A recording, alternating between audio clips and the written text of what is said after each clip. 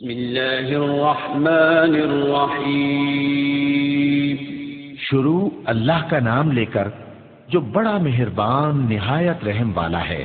تبارك الذي نزل الفرقان على عبده ليكون للعالمين نذيرا الذي له ملك السماوات والأرض ولم يتخذ ولدا ولم يكن له شريك في الملك وخلق كل شيء فقدره تقديرا واتخذوا من دونه آلهة لا يخلقون شيئا وهم يخلقون ولا يملكون لأنفسهم ضرا ولا نفعا ولا يملكون موتا ولا حياة ولا نشورا۔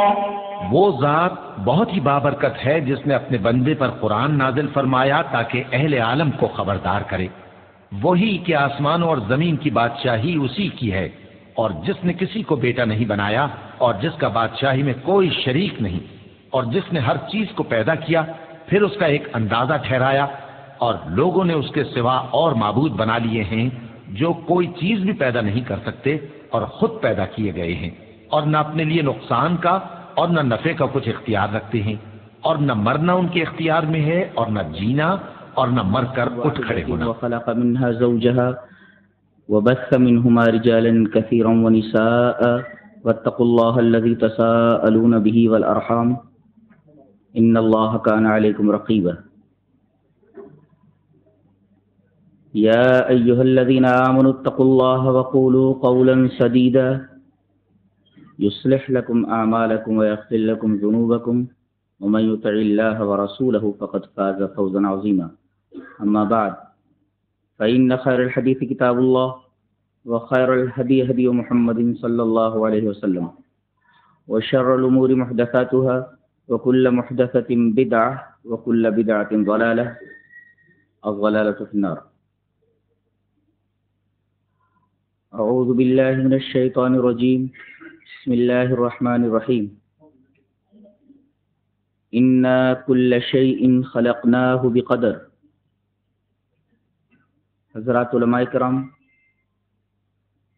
محترم بزرگوں، نوجوان بھائیوں، پردہ نشین ماں اور بہنوں،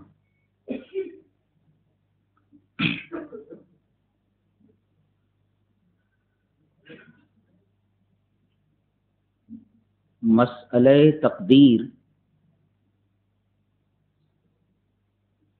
اسلام کا ایک انتہائی مشکل،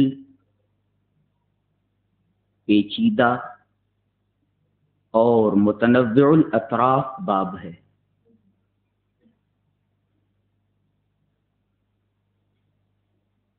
اس مسئلے میں منہج مستقیم سے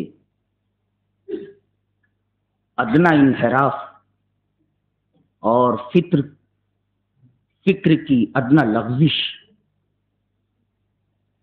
انسان کو قعر ضلالت میں ڈھکیل سکتی ہے، اور ایسا ہوا بھی ہے۔ بہت سارے لوگوں نے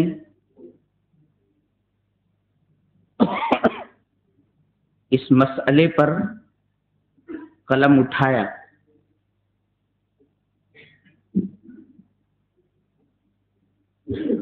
اور اعتدال کی راہ چھوڑ کر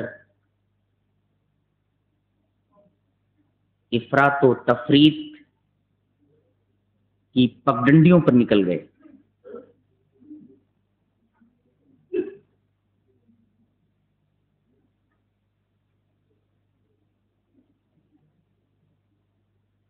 آج اس مبارک محفل میں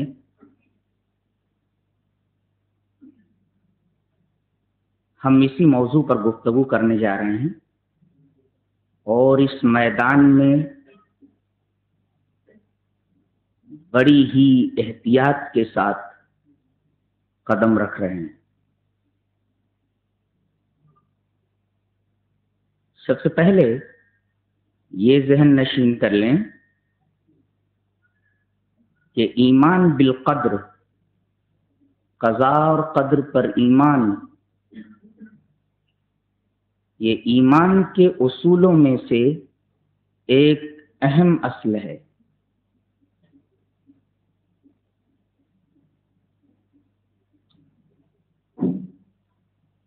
اگر کوئی اس اصل کا انکار کر دے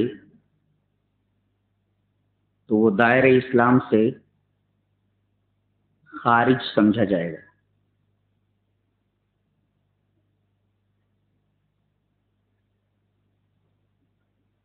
اگر اس پر آپ کو دلیل مطلوب ہے تو میں ایک حدیث آپ کے گوش گزار کر دوں۔ حدیث اس طرح: وعن علی رضی اللہ تعالی عنہ قال قال رسول اللہ صلی اللہ علیہ وسلم لا يؤمن عبد حتى يؤمن بأربع يشهد أن لا إله إلا الله وأني رسول الله بعثني بالحق ويؤمن بالموت ويؤمن بالبعث بعد الموت ويؤمن بالقدر۔ رواہ الترمذی فی کتاب التقدیر۔ حضرت امام ترمذی اس حدیث پاک کو کتاب القدر میں لائیں۔ حضرت علی رضی اللہ تعالیٰ عنہ فرماتے ہیں کہ رسول اللہ صلی اللہ علیہ وسلم نے ارشاد فرمایا کہ کوئی بندہ اس وقت تک مومن نہیں ہو سکتا جب تک کہ 4 چیزوں پر اس کا ایمان نہ ہو۔ اس بات کی گواہی کہ اللہ کے علاوہ کوئی معبود نہیں، دوسرے یہ کہ مجھے حق کے ساتھ بھیجا گیا ہے اور میں اللہ کا سچا رسول ہوں، اور موت پر ایمان لائے، اور موت کے بعد اٹھائے جانے پر ایمان لائے، اور تقدیر پر ایمان لائے۔ اس حدیث پاک میں بتایا گیا کہ کوئی آدمی اگر تقدیر پر ایمان نہیں لاتا تو وہ مومن نہیں ہو سکتا۔ ثابت یہ ہوا کہ مسئلہ قدر یہ ایمان کے اصولوں میں سے ایک انتہائی اہم اصل ہے۔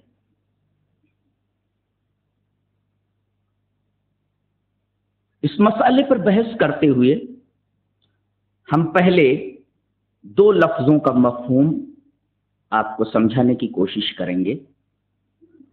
وہ 2 لفظ ہیں قضاء اور قدر۔ قضاء اور قدر یہ دونوں کے دونوں امور متلازم ہیں، امران متلازمان۔ جہاں ایک پایا جائے گا دوسرا پایا جائے گا، دونوں لازم و ملزوم ہیں۔ لا ينفك احدهما عن الاخر، ان دونوں میں سے ایک دوسرے سے کبھی منفک نہیں ہو سکتا۔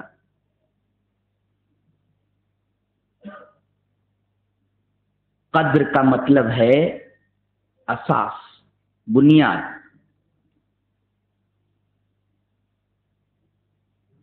قدر کی حیثیت بنیاد اور اساس کی ہے، اور قضا کی حیثیت عمارت کی ہے۔ ظاہر ہے کہ عمارت اور اس کی بنیاد میں بڑا گہرا ربط ہوتا ہے، دونوں کو ایک دوسرے سے الگ نہیں کیا جا سکتا۔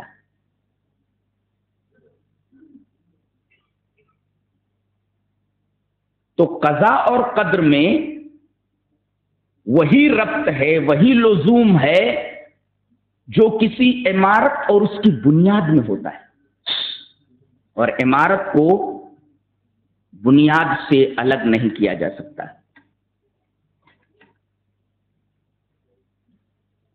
اس کو ایک انداز سے اور سمجھ سکتے ہیں کہ قدر کہتے ہیں کاغذ پر بنائے ہوئے بلڈنگ کے کسی نقشے کو، کسی ڈیزائن کو، کسی خاکے کو، تو کاغذ پر جو ڈیزائن موجود ہے، جو خاکہ موجود ہے، جو نقشہ موجود ہے، اسے قدر کہیں گے، اور اس نقشے کے مطابق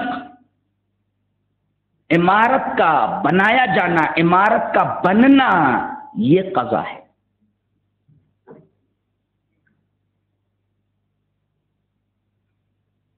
نقشے پر عمارت کی، بلڈنگ کی جو ڈیزائن ہے، جو نقشہ ہے، جو خاکہ ہے، اسے ہم قدر سے تشبیہ دے سکتے ہیں، قدر کہہ سکتے ہیں، اور اسی نقشے کے مطابق عمارت کا بننا، اس کو ہم قضا سے تعبیر کر سکتے ہیں۔ ظاہر ہے کہ کاغذ پر بنے ہوئے اس نقشے اور نقشے کے مطابق عمارت کا بننا، دونوں کے اندر ایک گہرا لزوم ہے، دونوں کو ایک دوسرے سے الگ نہیں کیا جا سکتا۔ ثابت یہ ہوا کہ قضا اور قدر یہ دونوں الفاظ لازم و ملزوم ہیں، ایک کی حیثیت اساس کی ہے اور دوسرے کی حیثیت عمارت اور بلڈنگ کی ہے۔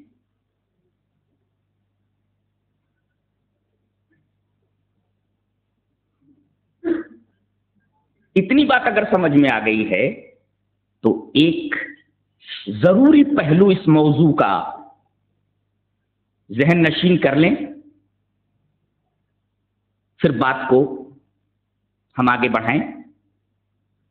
وہ یہ کہ مسئلہ تقدیر کا ایک گہرا تعلق توحید کے ساتھ ہے۔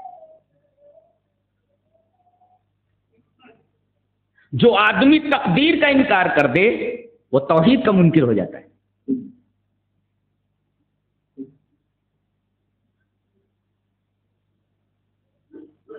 شرک سے خلاصی ہو ہی نہیں سکتی جب تک کہ آدمی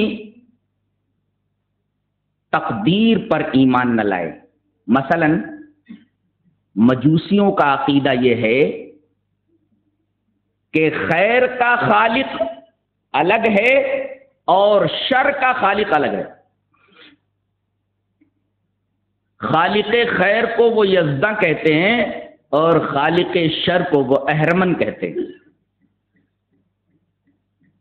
نور کے خالق کو، روشنی کے خالق کو وہ یزداں کہتے ہیں، اور ظلمت اور تاریکی کے خالق کو وہ اہرمن کہتے ہیں۔ ان کے ہاں نور اور ظلمت کے خالقین الگ الگ ہیں۔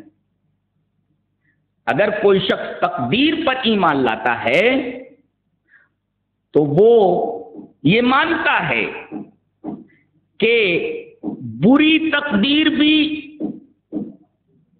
اللہ کی طرف سے ہے اور اچھی تقدیر بھی اللہ کی طرف سے ہے، خیر بھی اللہ کی طرف سے اور شر بھی اللہ کی طرف سے۔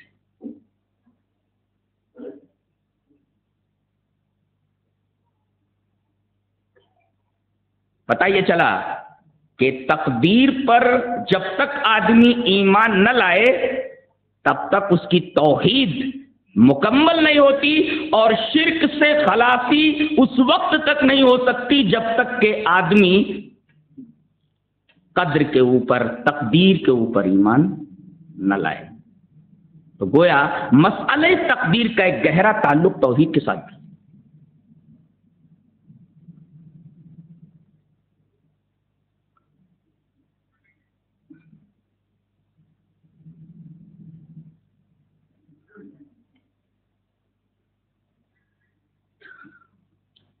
کیا تدبیر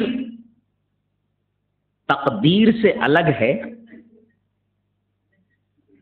عام طور پر تقدیر کا یہ مطلب سمجھا جاتا ہے کہ اللہ تعالی نے انسان کے بارے میں جو کچھ لکھ دیا ہے اسی کے مطابق وہ عمل کرتا ہے۔ اس کا خلاف نہیں ہو سکتا. اگر کوئی برے راستے پر چل رہا ہے تو کہا جاتا ہے کہ اس کی تقدیر میں برے راستے پر چلنا لکھا ہوا ہے. کوئی اچھے راستے پر چل رہا ہے تو یہ کہا جاتا ہے کہ اس کی تقدیر میں اچھے راستے پر چلنا لکھا ہوا ہے. وہ برے راستے پر اس وجہ سے چل رہا ہے کہ اس کی تقدیر میں برے راستے پر چلنا لکھا ہے. یہ آدمی سچائی، صداقت اور خیر کے راستے پر اس وجہ سے چل رہا ہے کہ اس کی تقدیر میں خیر کے راستے پر چلنا لکھا ہوا ہے. عام طور پر تقدیر کا مطلب یہ بھی سمجھا جاتا ہے کہ تقدیر میں جو کچھ لکھا ہوا ہے وہ تو ہو کر رہے گا، لہذا نکمے اور ناکارہ بن کر کے بیٹھ جاؤ. تدبیر کرنے کی ضرورت نہیں، عمل کرنے کی ضرورت نہیں. کیا تدبیر تقدیر سے الگ ہے؟ کیا تقدیر کو تسلیم کر لینے پر تدبیر کی ضرورت باقی نہیں رہتی؟ اس مسئلے کو سمجھ لیا جائے. حدیث اس طرح وان ابن خزامۃ عن ابیہ ان رجلا اتى النبي صلی اللہ علیہ وسلم فقال ارأيت رقا نسترقيها ودواء نتداوى به وتقاة نتقيها هل ترد من قدر الله شيئا قال هي من قدر الله رواه الترمذی فی کتاب القدر. حضرت امام ترمذی اس حدیث پاک کو ایسے ہی کتاب القدر میں لائے ہیں. ابو خزامہ اپنے باپ سے روایت کرتے ہیں کہ ایک شخص نبی کریم صلی اللہ علیہ وسلم کی خدمت میں آیا اور اس نے کہا کہ اے اللہ کے رسول ایک سوال کرنا ہے. آپ نے پوچھا وہ سوال کیا ہے؟ اس نے کہا کہ ہم لوگ بیماری میں دم وغیرہ کرتے کراتے ہیں. کوئی ہم میں سے بیمار ہوتا ہے تو اسے ڈاکٹر کے پاس لے جاتے ہیں، طبیب کے پاس لے جاتے ہیں، اسے دوا پلاتے ہیں. وہ توقاتن نتقیہا، اسی طریقے سے دیگر احتیاطی تدابیر بھی عمل میں لاتے ہیں. تو یہ دم وغیرہ کرنا کرانا، بیمار ہونے پر علاج کروانا، ڈاکٹر کے پاس لے جانا، دیگر احتیاطی تدابیر اختیار کرنا، یہ کیسا ہے؟ کیا ایسا کرنے سے تقدیر بدل جاتی ہے؟ ہل ترد من قدر اللہ شیئا، کیا اس سے تقدیر کے اوپر کچھ اثر پڑتا ہے؟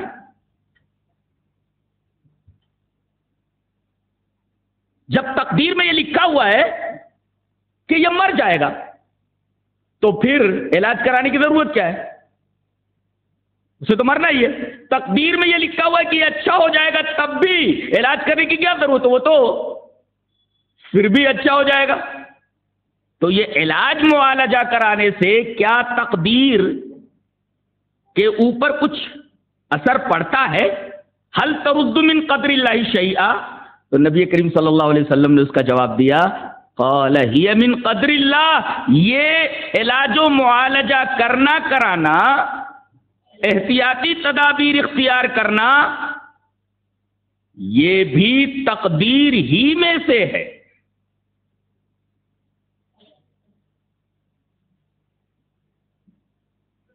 پتہ یہ چلا کہ تدبیر بھی تقدیر میں داخل ہے.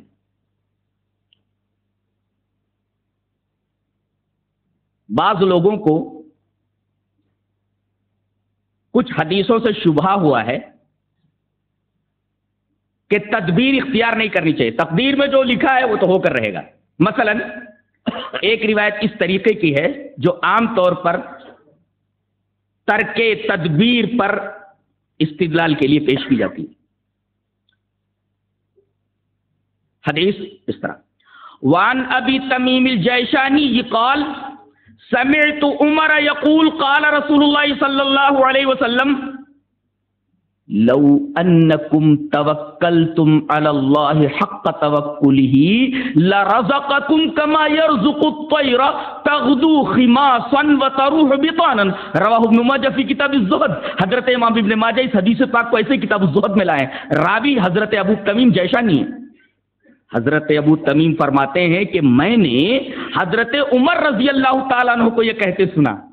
حضرت عمر کیا کہہ رہے تھے؟ حضرت عمر کیا کہہ رہے تھے وہ بتا رہے ہیں۔ قال رسول اللہ صلی اللہ علیہ وسلم، یہ حضرت عمر کہہ رہے ہیں کہ رسول اللہ صلی اللہ علیہ وسلم نے فرمایا اگر تم اللہ پر اسی طرح بھروسہ کرو، اسی طرح ٹرسٹ کرو، اسی طرح توکل کرو جیسا کہ اس پر ٹرسٹ کرنے کا، توکل کرنے کا حق ہے، تو وہ تمہیں ایسے روزی پہنچائے گا جیسے کہ وہ پرندوں کو روزی پہنچاتا ہے کہ وہ صبح اپنے گھونسلوں سے بھوکے پیٹ نکلتے ہیں، شام کو جب واپس آتے ہیں تو ان کا پیٹ بھرا ہوا ہوتا ہے، خالی پیٹ نکلتے ہیں، بھر پیٹ واپس آتے۔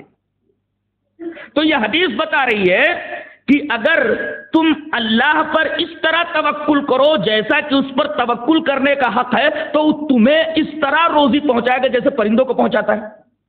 تو اس حدیث سے تو یہ پتا چلا کہ اللہ پرندوں کو روزی دیتا ہے، تو اللہ پر توکل کر کے، تقدیر پر بھروسہ کر کے گھر میں بیٹھے رہو، رزق تمہارا پہنچ جائے گا۔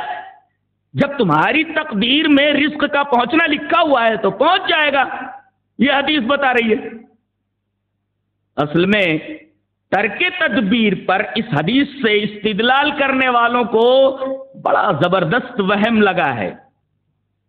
اس حدیث کے آخری ٹکڑے پر اگر وہ غور کرتے تو کم سے کم ترک تدبیر پر یہ حدیث استدلال میں نہ لاتے۔ اس حدیث کا ترجمہ پھر سے دیکھیے۔ نبی کریم صلی اللہ علیہ وسلم نے ارشاد فرمایا لو انکم توکلتم علی اللہ حق توکلہ، اگر تم اللہ پر اس طرح توکل کرو جس طرح اللہ پر توکل کرنے کا حق ہے تو وہ تمہیں اس طرح روزی دے گا جیسے پرندوں کو روزی دیتا ہے۔ یہاں تک تو مسئلہ الجھا ہوا ہے۔ آخری ٹکڑا اس الجھن کو دور کر دیتا ہے کہ پرندوں کو کس طرح روزی دیتا ہے وہ دیکھو۔ تغدو خماسن، صبح صبح یہ اپنے گھونسلوں سے نکلتے ہیں، جب واپس آتے ہیں تو ان کا پیٹ بھرا ہوا ہوتا ہے۔ حدیث کا آخری ٹکڑا تو بتا رہا ہے کہ پرندوں کو گھونسلوں میں بیٹھے بیٹھے روزی نہیں ملتی، پرندے اپنے گھونسلوں سے نکلتے ہیں